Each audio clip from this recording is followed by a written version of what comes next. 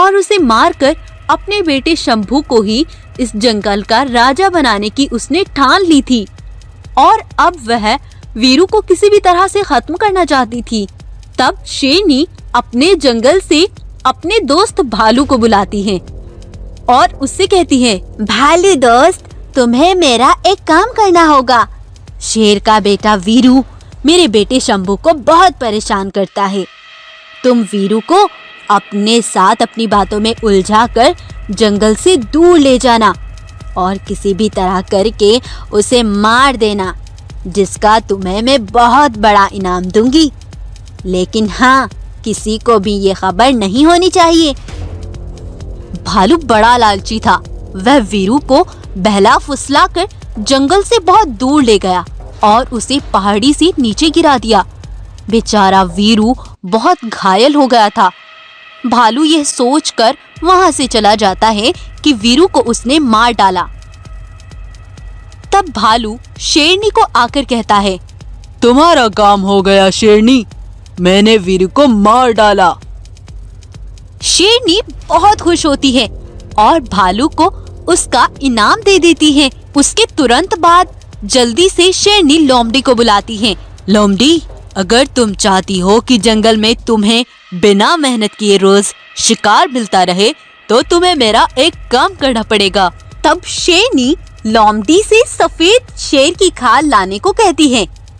चापलूस लोमड़ी भी लालच में आकर उसका काम कर देती है और तब शेरनी वो खाल शंभू को पहनाकर सबके सामने उसे वीरू वीरू कहने लगती है। अब शंभू भी बड़ा खुश था क्योंकि वो इस जंगल का राजा जो बनने वाला था। सारे जानवर भी शंभू को वीरू ही मानने लगते हैं। कुछ दिन बीत जाते हैं। महाराजा शेर भी अब अपने जंगल लौट आते हैं। वो शेरनी से कहते हैं, शंभू कहाँ है शेरनी? शेर जी, हमारे जंगल से वो भालू आए थे। वो शंभू को अपने साथ ले जाने की जिद करने लगे और शंभू भी उन्हीं के साथ चला गया। चलो ठीक है। सुबह होती है।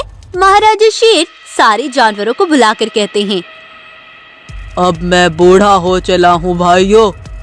अब मैं चाहता हूँ तुम्हारे जंगल का राजा होशियार, ताकतवर होना चाहिए। मुझे लगता है वीरू इस जंगल का राजा बने क्योंकि उसमें ये सारी योग्यताएं हैं। सभी जानवर भी राजा की इस बात से सहमत थे और अब शेरनी का सपना तो पूरा होने जा रहा था।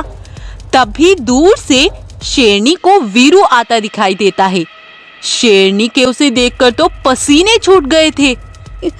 ये वीरू कहाँ से आ गया? हाय, अब क्या होगा? वीरू के साथ गाय भी थी। वीरू जोरों से रोते हुए अपने पिता को सब सच सच बता देता है। शेर और सारे जानवर ये सब देखकर हैरान हो गए। पिताजी, मैं माँ शेरनी को अपनी असल माँ से भी ज्यादा प्रेम करता था, लेकिन इन्होंने मेरे साथ बिल्कुल अच्छा नहीं किया। मैं वीरू हूँ पिताजी। ये माँ ने शंभू को सफेद खाल पहना रखी है। तब वो सारी बात बता देता है। जब भालू मुझे पहाड़ी से गिराकर चला गया तो ये गाय मुझे अपने साथ ले गई और इसने बेचारी ने मेरा बहुत ख्याल रखा। अगर मैं जिंदा हूँ तो इस गाय की वजह से। ये सुनकर शेर बहुत दुखी होता है और शेरनी और शंभू पर उसे बहुत गुस्सा आता है। लेकिन अब उन दोनों का राज सबके सामने आ गया था। तब गुस्से से भरा शेर जोरों से झपटकर शंभू के ऊपर से वो सफेद खाल उतार देता है और अब शंभू का असल रूप सामने आ गया था। तब से सारे जानवर और राजा शेर उन दोनों को उस जंगल से हमेशा के लिए निकाल देते हैं और लोमड़ी को भी जान से मारने का फैसला सुना देते हैं। शेर महाराज कहते हैं, ऐसे जानवरों का हमारे जंगल पर कोई अधिकार नहीं। जो हमसे गद्दारी करेगा उसे सजा जरूर मिलेगी।